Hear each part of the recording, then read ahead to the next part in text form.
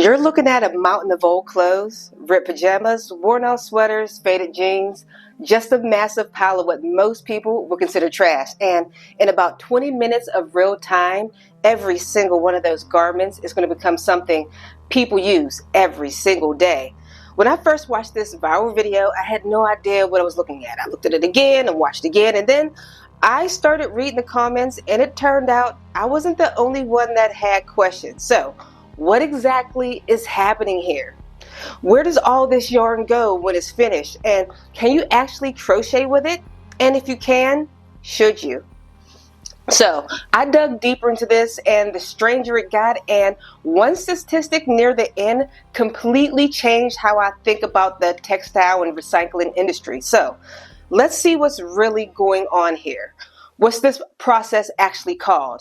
So what you're watching is something called mechanical textile recycling. And the materials that come out on the other end has a name, and it sounds kind of like an insult. It's called shoddy. Yep, that's what it's called, shoddy, and that's the actual technical term. Shoddy yarn is made from shredding and reprocessing used textile. And people have been doing some version of this for more than 200 years. The term originated in England, where workers discovered they can actually reclaim fibers from old wool rags and spin it into usable materials again. So while this footage looks modern, the idea behind it really isn't. So let's talk about where this footage was probably filmed. The facility appears to be somewhere in South Asia, most likely Pakistan or India, and that detail matters. Remember the name Panipat, and we'll be coming back to that in a little bit, because when I found out what happens there, I stopped scrolling and started to dig deeper. At first glance, this looks like complete chaos. Mountains of clothing, giant machines, fibers flying everywhere, but there's actually a system behind it. Before anything gets shredded, workers sort every piece of fiber by type, color.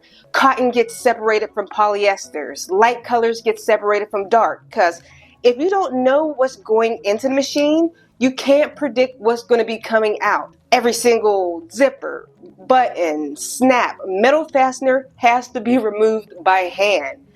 It takes me long enough just to sew a button back onto a sweater. Can you imagine spending all day taking thousands of them off? Then comes the part everybody of course notices, the shredding. This is oddly like the most satisfying part of the process. Huge drums covered in wire teeth grab those garments and tear them apart until the fabric becomes loose fibers. The industry calls this garnetting or opening. And by the time it's finished, what started as clothing looks like more like a big giant cloud of fluff, more than something that you'll wear. And after that, the fibers are cleaned, carded into alignment, and spun into new yarn.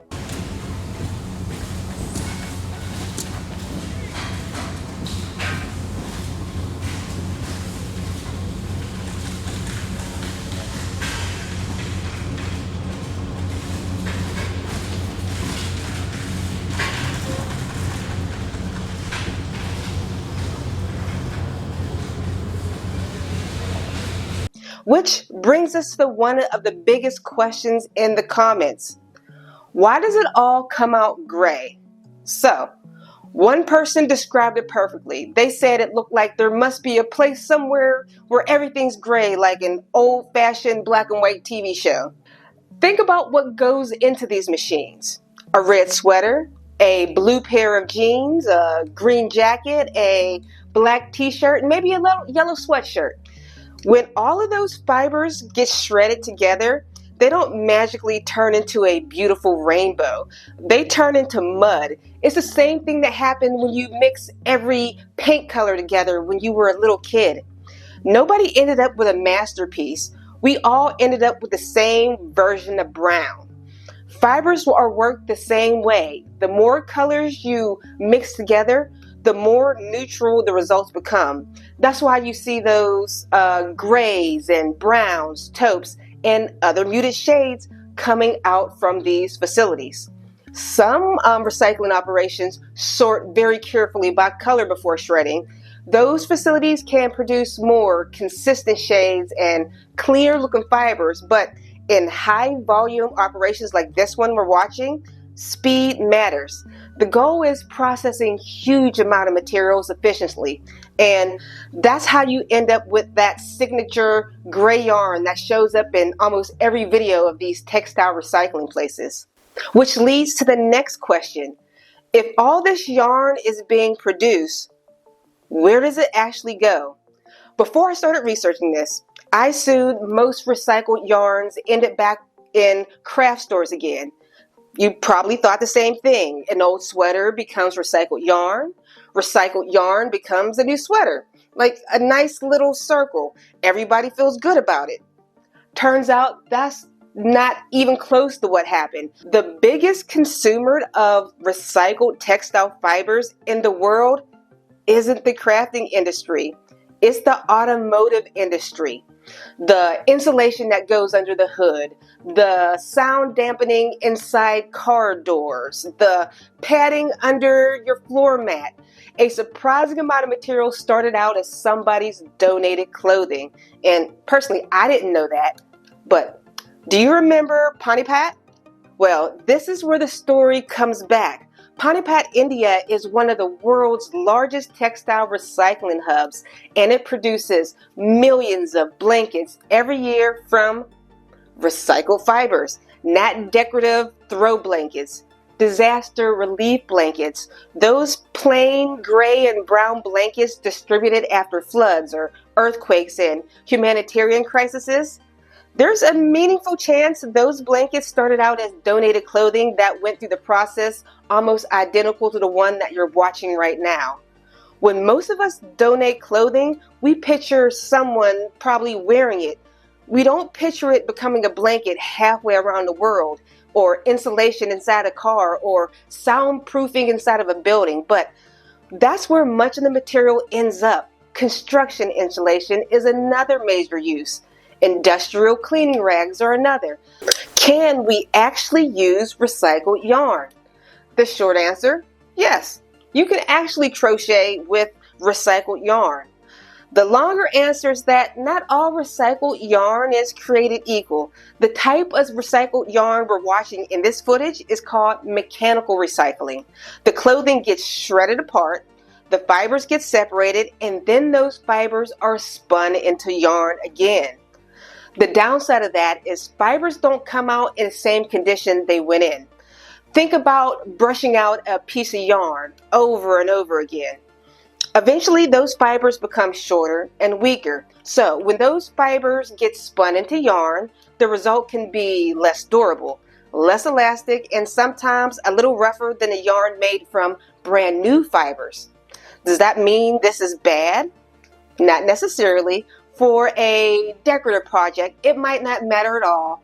For a wall hanging, a basket, or holiday decorations, or something that's not taking a lot of wear and tear, recycled yarn can work fine for these projects. But if you're making a pair of slippers, a bag, or something that's going to be used hard for like years, I want you to pay close attention to the quality before you commit to that project. Then there's another type of recycling that's getting a lot of attention right now. It's called chemical recycling.